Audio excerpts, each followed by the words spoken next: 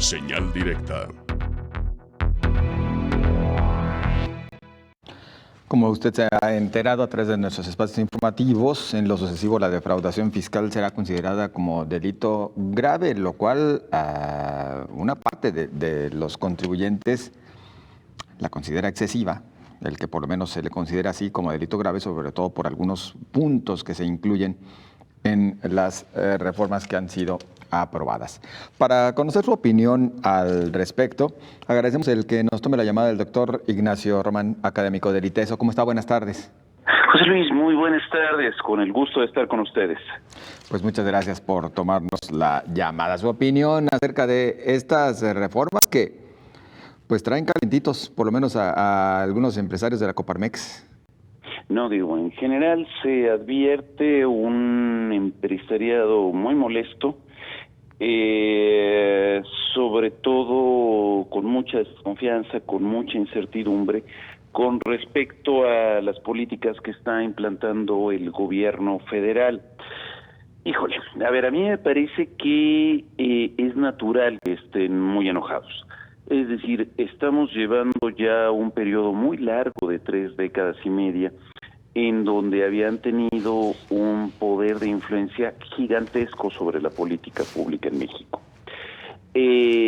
Simultáneamente, bueno, para poder atraer inversión, frecuentemente se les estaban otorgando enormes beneficios, sobre todo para inversión extranjera, en materia de exención de impuestos, en materia de otorgamiento de terrenos, de concesiones sobre pago de electricidad, de agua, de servicios, de otorgamiento hasta de construcción de caminos, de ubicación de sindicatos más o menos a modo para que no tuvieran las empresas. Al mismo tiempo se estaban generando enormes condonaciones y cancelaciones fiscales, la lista que se envió a fundar por más de aproximadamente 130,000 renglones de empresas y tanto de personas morales como también personas físicas con condonaciones gigantescas y que ahorita se les esté apretando el cinturón fuertemente para que demuestren que la contabilidad está en regla, para poder mostrar que el pago de impuestos está siendo correcto, para que no se estén inventando facturas que por las informaciones que han llegado parecía que era un deporte nacional, pues implica una nueva lógica de relación financiera entre las empresas y el Estado. Y pues bueno, es algo a lo que los grandes empresarios, sobre todo, yo creo que no están acostumbrados. ¿Consideran algunos que el hecho de que se eleve la defraudación fiscal a delito grave puede constituirse como algún tipo de persecución? Y por la otra parte, bueno, sobre todo cuando se habla del tema de las facturas falsas, el alegato viene en el sentido de que, y si no me entero como empresario que me están entregando una falsa y puedo incurrir en ese supuesto, ¿qué va a suceder? Bueno, ahí hay dos situaciones. En primer lugar, estamos hablando que para que aquello se convierta en delito penal, estamos hablando de montos gigantescos. Estamos hablando de más de 7.8 millones de pesos. En otras palabras, quien pueda incurrir en una lógica de falsificación en el uso de facturas por cantidades enormes y además de manera repetida, pues difícilmente podría atribuírsele simplemente la inocencia de la ignorancia. Cuando estamos hablando de grandes montos y de operaciones recurrentes, evidentemente estaremos hablando ya de empresas medianas, grandes, gigantes, que normalmente deben o deberían de tener procesos, digamos, de transparencia y de claridad fiscal suficientes. Es decir, si no se tienen suficientes conocimientos contables, si no se tienen a los contadores, si no se tienen adecuadamente los estados financieros, si no se tiene adecuadamente toda la estandarización de procesos que requiere el funcionamiento de una empresa formal, híjole, estamos hablando de un problema muy severo, no solamente de impuestos, sino de la base misma del funcionamiento de las empresas. No podemos decir, como históricamente se ha manejado, que a los comerciantes ambulantes les echen a la policía o a la Guardia Nacional o que los quiten, o decir que ellos están simplemente colocando ahorcándose sin pagar impuestos, y por otro lado que se digan los comerciantes formales o los empresarios formales que sí cumplen con todas sus tareas deben de ser los beneficiados, cuando estamos viendo que entonces, cuando menos en parte de estos empresarios formales, estamos teniendo problemas o bien legales o bien administrativos graves. Entonces yo creo que es muy buen momento para que justamente se genere, aunque suene raro, una mayor formalización de las empresas formales, es decir, que estén más en regla con todos los aparatos administrativos. En el caso de micro, pequeña, mediana empresa formal, yo creo que también es un muy buen momento para recurrir, por ejemplo, para evitar facturas falsas, a todos los procesos formales de asignación o de generación de facturas a partir de los propios sitios públicos, como es el del sistema de administración tributaria o a partir de la Secretaría de Hacienda, es decir, que haya mayor atención a que lo que se esté haciendo correctamente. Quiero creer, doctor Ignacio Román, que no existe un mexicano que no esté de acuerdo en que se paguen impuestos. Quiero creer, seguramente habrá muchos que no lo quieren hacer. La pregunta que le pretendo plantear en este momento es, ¿este gobierno sí se puede considerar de izquierda, el que está encabezando Andrés Manuel López Obrador, tomando en cuenta que más bien de repente, por lo que vemos en cuanto a medidas fiscales, tiende más a lo que siempre busca la derecha, es decir, el incrementar los impuestos, incrementar la recaudación vía impuestos? A ver, este gobierno está siendo esencialmente pragmático. Y si uno ubica las características fundamentales de lo que se ha denominado el neoliberalismo en términos de las recomendaciones del Consenso de Washington desde fines de los años 80, uno ubicará que lo que está haciendo el gobierno de López Obrador es en mucho mantener algunos de sus elementos fundamentales, sobre todo en términos financieros, el no recurrir al déficit fiscal, el no generar nuevo endeudamiento, el mantener un proceso de bancarización, etcétera, y al mismo tiempo existen otra serie de elementos en donde es sumamente crítico en los hechos a esas posturas, por ejemplo, en lo que se refiere a política social, en la lógica de búsqueda de distribución del ingreso, en el aumento a los salarios mínimos.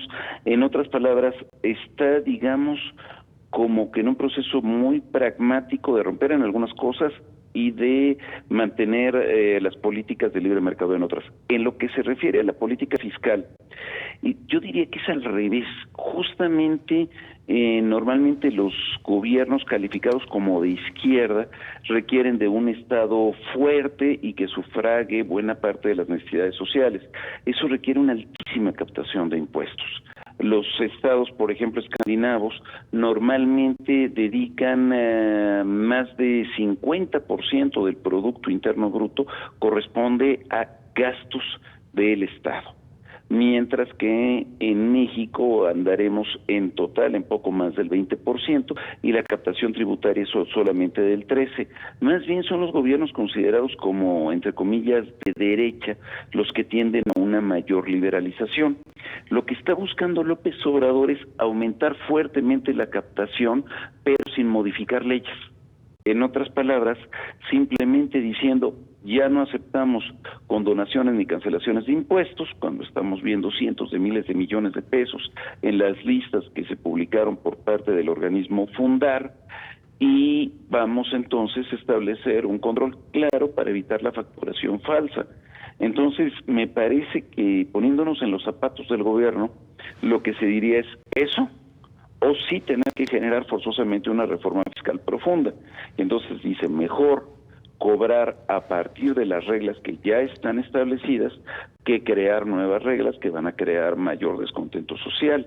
En todo caso, me parece que si no está justificada plenamente la inocencia o en algún caso ignorancia en el manejo de las facturas, pues entonces se debe de cobrar. Y si el problema no es de ignorancia, peor tantito. Y si es de ignorancia, pues me parece que en todo caso lo que se debe de generar muy rápidamente es un proceso breve de capacitación, de formación y de actualización fuerte de aquellos que por estos problemas, digamos, de información contable, de eficiencia o de conocimientos no lo están haciendo, cuando no lo estén haciendo de mala fe. Todavía es buen momento para decir, bueno, pues entonces, para actuar de buena fe, prepárense lo suficiente. Que esa reforma fiscal sí urge, ¿no? Una reforma que en realidad simplifique y permita ampliar la base de contribuyentes. A mi parecer sí es importante una reforma fiscal por la enorme concentración del ingreso y de la riqueza que hay en México, pero bueno, hay corridas fiscales al respecto. Donde se señala que si se pagara por parte, por ejemplo, de todo lo que es el sector informal, todos los impuestos que tendrían que pagar, es posible que la recaudación fiscal aumentara entre 0.5 y 0.7 puntos del Producto Interno Bruto, lo cual pues es bastante. Pero el gran problema es que si nosotros estamos considerando lo que se estima que no pagan los grandes corporativos, que sí tienen toda la cantidad de contadores y de apoyos habidos y por haber, posiblemente la recaudación aumentara no en 0.5 o 0.7, sino hasta en 3.5 o 4 puntos del Producto Interno Bruto. En otras palabras, yo creo que también por eso se están enfocando en estas direcciones a nivel gubernamental, porque el gran problema de captación de recursos a nivel nacional no está en los millones de informales, sino está en los unos cuantos cientos, tal vez 2, 3 mil empresas que están justamente en la cúspide de la montaña de los beneficios económicos, fiscales y productivos de México. ¿Avisora riesgo de fuga de capitales por este motivo? Sí, sí es posible porque la molestia es fuerte, pero también hay riesgo de fuga aunque no se haga. En otras palabras, si se dice, bueno, estamos en desacuerdo con la política social, estamos en desacuerdo con el manejo financiero, estamos en desacuerdo con la política industrial, estamos en desacuerdo con, qué sé yo, hasta pudiera ser la reducción de las tasas de interés, entonces lo que estaría pasando es que sería una rayita más al tigre. Y creo que lo que es importante en términos de los grandes inversionistas tendría que ser mucho más pensar en los efectos benéficos que puede tener una mejora del mercado interno de México, lo cual implicaría reducir la dependencia ante mercados externos terriblemente volátiles, sobre todo a partir de las políticas de Trump y a partir de la inestabilidad europea. Una lógica de mejor y mayor mercado interno permitiría generar estrategias de largo plazo más claras, permitiría tal vez no tener los mismos montos de inversión de capital, pero sí que los capitales que llegaran con mayor estabilidad y duración a nuestro país, permitiría también efectos positivos. En otras palabras, no hay decisiones de política económica que solamente generen perjuicios o beneficios. Todas tienen que traer perjuicios para algunos y beneficios para otros. Creo que lo importante es ver en qué escenario puede estar la lógica de la inversión privada en un planteamiento en el que se pueda orientar un desarrollo en que las medidas de política puedan estar beneficiando a una proporción mucho más alta de la población, aunque efectivamente ello implique costos para otra parte de esta misma población. Brevemente, doctor Ignacio Román, ¿estaría México preparado para paliar los efectos de esa eventual fuga de capitales que se registrase? Bueno, siempre que haya golpes, los golpes duelen. Es decir, poder hacer cambios sin que salgamos raspados es punto menos que imposible. Es decir, si hubiese políticas alternativas que no trajesen efectos negativos, pues ya se hubieran aplicado siempre. El gran problema es que, de nuevo, cualquier alternativa genera efectos negativos. Yo creo que lo importante es cómo generar fuertemente una especie de control de daños y también entra una labor de convencimiento con los empresarios, que los efectos negativos sean muchísimo menores que los positivos y que los negativos además sean de corto plazo, de tal manera que podamos generar una mejor argumentación para reencaminar el país en el largo aliento. En otras palabras, me parece que se requiere tanto a nivel de gobierno, pero también a nivel de universidades, de medios de comunicación, de empresarios, de organizaciones civiles, de todo el mundo, no centrarnos en el mismo tipo de argumentos que hemos venido manejando toda la vida, sino tener una mejor capacidad de argumentación y de escucha de otros argumentos, y de esa manera, ahora sí, volviendo a la misma referencia de inicio de la entrevista, bajarle 3 rayitas al tigre. Doctor Ignacio Román, agradecidos, muy amable. Muchísimas gracias a ustedes.